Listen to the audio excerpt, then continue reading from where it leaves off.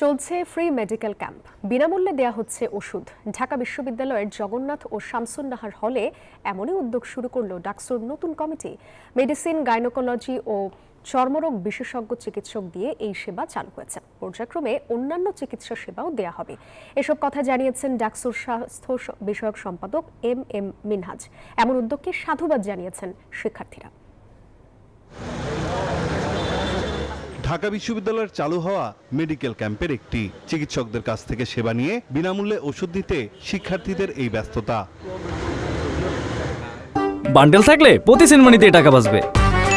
বিকাশ send money bundle কিনে জিতুন প্রতি লেনদেনে।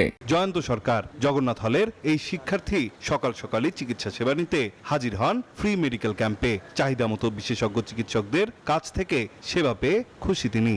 ঢাকা মেডিকেলে যেতে লাগতো, লাইন ধরে রাখতো, মানে সময় লাগতো, বাট এখানে অনেক সুবিধা পাওয়া যায়, মানে বাসার রুমের কাছেই। জয়ন্তর মতো একই সেবা নিচ্ছেন বিশ্ববিদ্যালয়ের শিক্ষার্থীরা। দেখাতে হচ্ছে বিশ্ববিদ্যালয়ের বৈধ আইডি কার্ড।